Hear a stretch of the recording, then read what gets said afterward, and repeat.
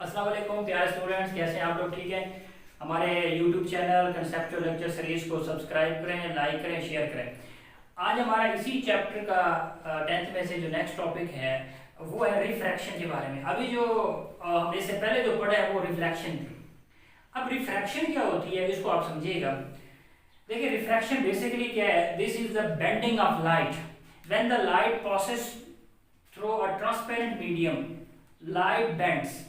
यानी कि ये बेंडिंग ऑफ लाइट है कि जब लाइट एक ट्रांसपेरेंट मीडियम से दूसरे ट्रांसपेरेंट मीडियम में से पास आउट होती है। ठीक हो गया। इसकी जो एग्जांपल ये है कि आप ये कह सकते हैं कि just like a glass of water है, और इस ग्लास ऑफ वाटर को आप क्या करते हैं, ग्लास ऑफ वाटर में से आपने डिप किया हुआ है पेंसिल को, और आप इजीली इसको अंडरस्टैंड कर सकते हैं कि ये पेंसिल जो है, पेंसिल को डिप किया और आपने देखा कि जो पेंसिल थी वो बेंड हो जाती है, टिल्ट हो जाती है। जिस तरह ये पहले थी अब ये ऐसी नहीं है। उसकी रीजन ये है कि लाइट की रिफ्लेक्शन हो रही है, लाइट की रिफ्रैक्शन हो रही है थ्रू दिस मीडियम।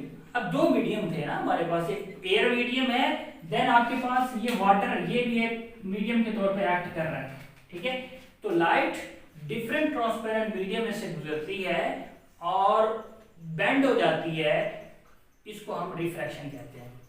इसके लिए एक इंपॉर्टेंट आपके पास लॉन्ग क्वेश्चन भी है और एज प्रैक्टिकल भी ये आता है, रिफ्रैक्शन ऑफ लाइट। इसको हम डिटेल के साथ पढ़ते हैं, इसको सुनिएगा।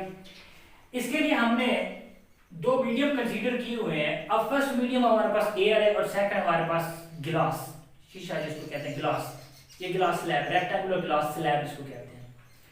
अब हमने क्या किया, इस गिलास स्लैब और ये जो एयर है, यहां से लाइट रेज इंसिडेंट होती है एट दिस पॉइंट, और आफ्टर रिफ्रैक्शन ये जो लाइट है इसको एक्चुअल इसकी पोजीशन ये थी, बल्कि ये एक्चुअल पोजीशन को छोड़ के ये बेंड हो जाती है टुवर्ड्स द नॉर्मल, ये नॉर्मल की तरफ बेंड हो जाती है।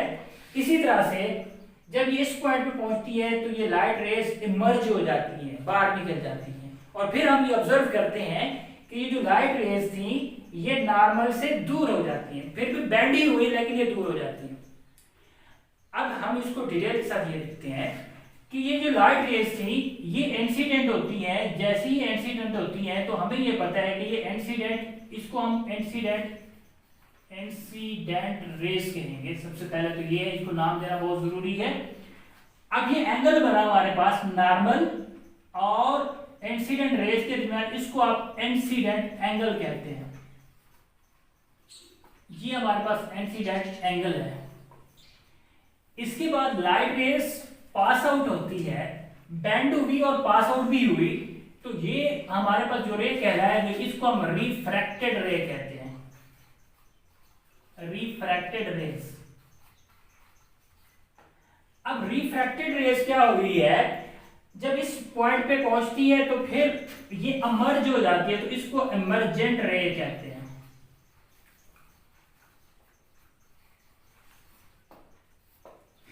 तो ये इंसिडेंट रे, रिफ्रैक्टेड रे, इमर्जेंट रेज के नाम देने हैं। और सबसे इंपॉर्टेंट ये है कि जो रेज आप ड्रॉ कर रहे हैं उसमें से एरो साइन आपने लाजमी लगानी है कि पता चले ये कहां से इन हो रही है, कहां से ये आउट हो रही है। इसके अंदर हमारे पास दो चीजें हैं, एक इंसिडेंट एंगल है और यहां पर एक रिफ्रैक्टेड एंगल बन रहा है। इसको भी आपने यहां पे सेट करना, रिफ्रैक्टेड एंगल।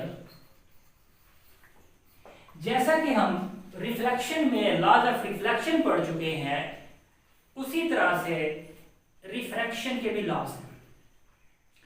अब हमारे पास ये है, इसमें से ये समझना चाहिए आपको, जो स्पीड ऑफ लाइट है वो इफेक्टेड होती है। स्पीड ऑफ लाइट कैसे इफेक्टेड होती है कि एक मीडियम एयर है, देन आपके पास गिलास, ये डेंसर मीडियम है compare to the air. Air एक रेयर मीडियम है, गिलास एक डेंसर मीडियम है, और जैसे ही लाइट डेंसर मीडियम में होती है तो उसकी स्पीड कम हो जाती है, और ये इसके रिफ्रैक्टिव इंडेक्स पे फर्क पड़ता है।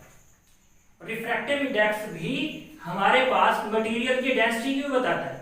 जितना मीडियम डेंसर होता जाएगा उसका रिफ्रैक्टिव इंडेक्स हमारे पास क्या होता जाएगा, वो बढ़ता जाएगा। तो अब हम ये देखते हैं कि रिफ्रैक्टिव इंडेक्स क्या होते हैं, लॉज ऑफ रिफ्रैक्शन क्या होता है। सबसे पहले लॉज ऑफ रिफ्रैक्शन यहाँ पर कैसे अप्लाई होते हैं। जो लॉज ऑफ रिफ्रैक्शन है हमारे पास वो ये है, इसका पहला पॉइंट ये है कि incident ray, refracted ray and the normal at the same point lies in a same plane. ठीक हो गया। Incident ray, normal and refracted रे जो कि एक पॉइंट पे वाक़ई है वो एक ही प्लेन के ऊपर होते हैं। ये पहला पॉइंट था। सेकंड पॉइंट हमारे पास ये है, the ratio of the sine of the incident angle and the ratio of the sine of the refracted angle is constant. मैं क्या कह रहा हूं, वो ये कह रहा हूं कि साइन आप इंसिडेंट एंगल का ले लें और रेशियो है किसके साथ, रिफ्रैक्टेड एंगल के साइन के साथ, वो क्या हो गया आपके पास, कांस्टेंट हो गया। और इसी को साइन आई और साइन आर को बहुत दफा पेपर में पूछता है, Snell's law. The ratio of the sine of the incident angle to the sine of the refracted angle is a constant. That constant is called the refractive index. और इसको हम कहते हैं स्नेल्स लॉ। इसको हम क्या कहते हैं, स्नेल्स लॉ। तो ये स्नेल्स लॉ की डेफिनेशन भी है और इस तरह से आप रिफ्रैक्टिव इंडेक्स का फार्मूला भी यहाँ से डिवेल्प कर सकते हैं, साइन आई और साइन आर। ठीक हो गया।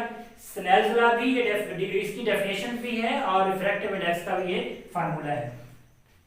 उसके बाद ये है कि रिफ्रैक्टिव इंडेक्स को कैसे हम देखेंगे, रिफ्रैक्टिव इंडेक्स को कैसे हम फर्दर इसका फार्मूला है उसको ड्रॉ करेंगे।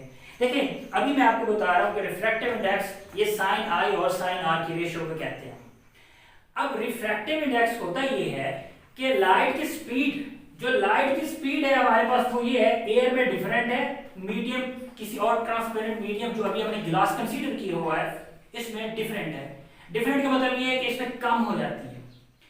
अब जो लाइट की स्पीड में हमारे पास एयर में जो स्पीड है लाइट की वो है हमारे पास 3 × 10⁸ मीटर पर सेकेंड। ठीक हो गया। Air speed of light in air is equal to 3 × 10⁸ metre per second. अब जैसे ही अदर ट्रांसपेरेंट मीडियम में इन होगी, हम जैसे रिफ्रैक्शन को देखेंगे, बेंडिंग होगी, तो उस वक्त इसकी स्पीड कम हो जाती है। तो ग्लास के अंदर ये हो जाती है 2 × 10⁸, ये कम हो जाती है। इसी तरह से अगर मीडियम को मजीद डेंसर करते जाएंगे तो ये स्पीड और कम होती जाएगी। ठीक हो गया। अब हम ये फार्मूला ड्रा करते हैं कि ये जो रिफ्रैक्टिव इंडेक्स हमने लिखा जिसको n से रिप्रेजेंट करते हैं, ये इक्वल होता है speed of light, speed of light in air divided by speed of light in medium. Medium का मतलब यह है कि कोई भी मीडियम जो है आप जो अंडर ऑब्जर्वेशन है उसको आप कंसीडर कर सकते हैं। तो इस तरह जो speed of light in air है उसको आप c का नाम दे रहे हैं और ये आपके पास v, इसको कह रहे हैं। तो ये n is equal to c और v, n is equal to c और v। ये रिफ्रैक्टिव इंडेक्स का एक और फार्मूला आपके पास डेवलप हो जाता है। तो इस तरह से आपके पास जो रिफ्रैक्शन है जिसको बेंडिंग ऑफ लाइट कहते हैं, when the light passes through one transparent medium to another transparent medium, light bends. तो ये जो रिफ्रैक्शन थी आपने इसको अच्छी तरह से पढ़ना है, इसको याद करना है। अपना बहुत ख्याल रखिए। अल्लाह हाफिज।